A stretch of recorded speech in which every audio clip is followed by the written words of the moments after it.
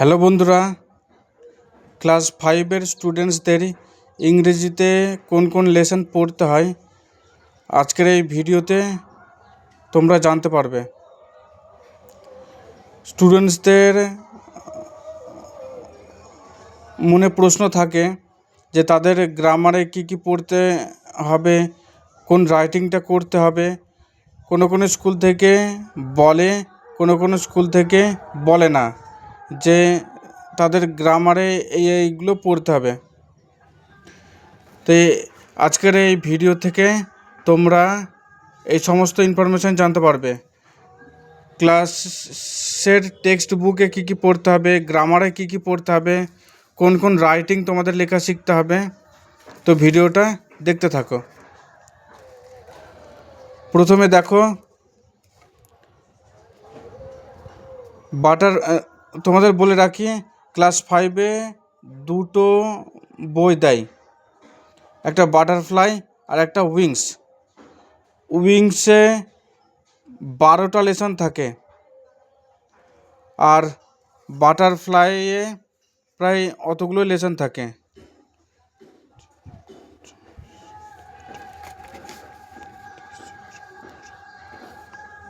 Butterfly 13টা lesson আছে। তো কী lesson আছে তোমরা দেখে নাও। বাটারফ্লাই কী আছে আগে সেগুলো দেখো।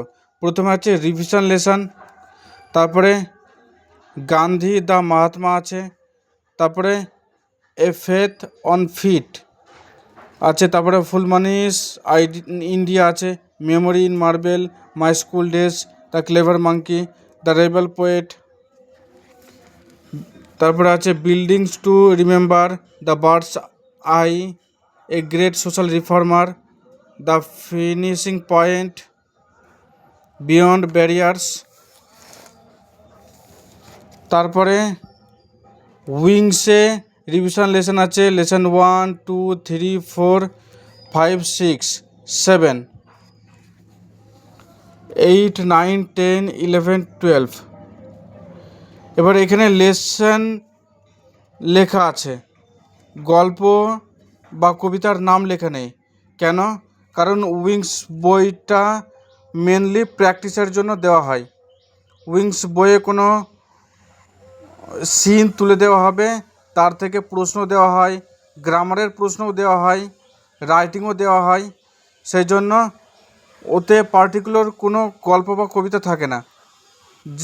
যে কোনো জায়গা থেকে একটা লেখা তুলে দেবে, সিন তুলে দেবে, আর সেইখান থেকেই প্রশ্ন বানানো থাকে, মেনলি মডেল কোশ্চেন পেপারের মতন। তাহলে বাটারফ্লাই আর উইংসে কী পড়তে হবে তোমরা জানলে। এবার তোমরা দেখে নাও তোমাদের ক্লাস 5-এর গ্রামারে কোন চ্যাপ্টার আছে।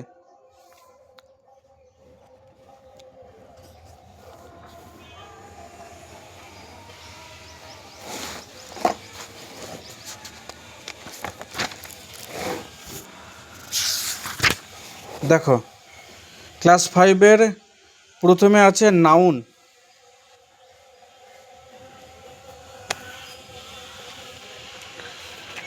নাউন চ্যাপ্টারটা পুরোটাই পড়তে হবে। তারপরে আছে প্রোনাউন, তারপরে অ্যাডজেক্টিভ আছে, ভার্বস আছে, ভার্বের মধ্যে auxiliary verbs, modal verbs, be verbs, have verbs, action verbs, মানে সব টাইপগুলোই পড়তে হবে। তারপরে টেন্স পড়তে হবে, তারপরে কন্ট্রাক্টেড ভার্ব ফর্মস পড়তে হবে, মানে প্রোনাউন আর ভার্বকে যোগ করে দিলে কি তৈরি হয়। যেমন আই আর এমকে যোগ করলে আই এম তৈরি হয়, উই আর যোগ করলে ওই আর তৈরি হয়, ইউ আর যোগ করলে ইয়র তৈরি হয়, হি ইজ যোগ করলে হিজ তৈরি হয়, সি ইজ যোগ করলে সিজ তৈরি হয়, ইট ইজ যোগ করলে ইটস তৈরি হয়। মানে ভার্বের কন্ট্রাকশানগুলো পড়তে হবে। তারপরে অ্যাডভার্ব আর তার প্রকার পড়তে হবে, মানে পুরো অ্যাডভার্ব চ্যাপ্টারটাই পড়তে হবে। তারপরে সবথেকে ইম্পর্টেন্ট আর্টিকেলস অ্যান্ড প্রিপোজিশনস পড়তে হবে। এই চ্যাপ্টারটা 5, 6, 7, 8 9, 10, 11, 12 প্রায় সব ক্লাসেই থাকে। আর এই চ্যাপ্টারটা শুরু থেকে খুব ভালো করে শিখতে হবে, না হলে মাধ্যমিকের পরীক্ষায় এর থেকে 3 নম্বরের প্রশ্ন আসে, আর বেশিরভাগ স্টুডেন্টসদের এই 3টে প্রশ্নই ভুল হয়ে যায়। সেই জন্য এইটা প্রথম থেকে শিখতে হবে। এতে আর্টিকেলস কোনগুলো হয় শিখতে হবে, প্রিপোজিশনস কোনগুলো হয় শিখতে হবে, আর ফিক্সড প্রিপোজিশন এবং আরেকটা আছে ফ্রেজাল ভার্বস। ফ্রেজাল ভার্বেও প্রিপোজিশন থাকে, সেই জন্য এই চ্যাপ্টারে ফ্রেজাল ভার্বও পড়তে হবে। অনেকে ফ্রেজাল ভার্ব পড়ে না, ফিক্সড প্রিপোজিশন পড়ে না, সেই জন্যই নাম্বার কাটা যায়। তাই আগে বলে দিচ্ছি, এই চ্যাপ্টারে ফিক্সড প্রিপোজিশন এবং ফ্রেজাল ভার্বও পড়তে হবে। এছাড়া আছে সেন্টেন্স। সেন্টেন্সের কটা ভাগ থাকে, সাবজেক্ট প্রেডিকেট আছে।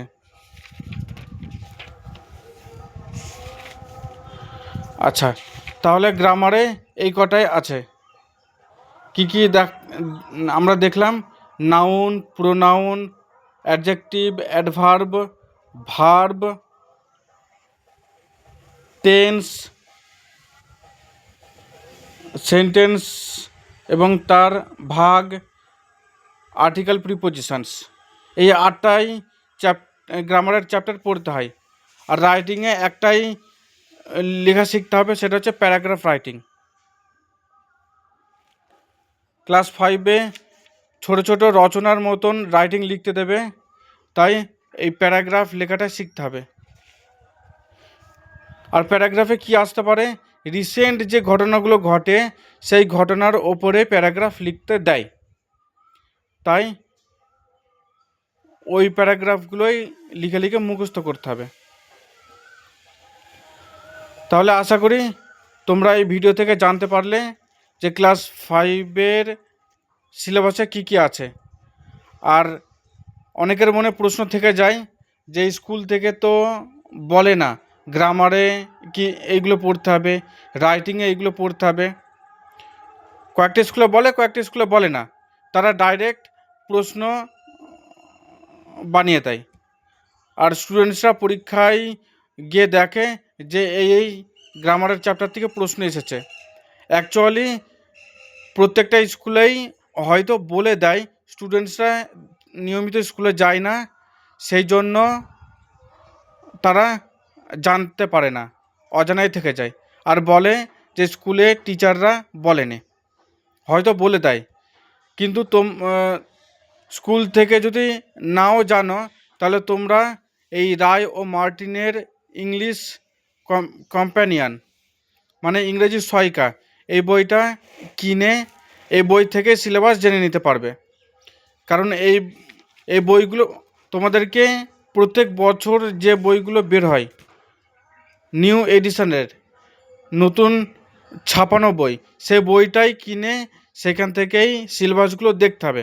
কারণ পুরনো বইয়ে সিলেবাস, গ্রামার সিলেবাস চেঞ্জও হতে পারে, তাই পুরনো বই থেকে সিলেবাস দেখলে হবে না, নতুন বই থেকে দেখতে হবে। এবং এই নতুন বইয়েই রিসার্চ করার পর ছাপানো হয় যে গ্রামারে এইগুলো পড়তে হবে, রাইটিংয়ে এইগুলো করতে হবে। তোমরা এই রায় ও মার্টিনের ইংরেজি সহায়িকা অথবা ছায়ার ইংরেজি সহায়িকাও নিতে পারো। এই বই দুটোতেই ইংরেজি সিলেবাস দেওয়া থাকে।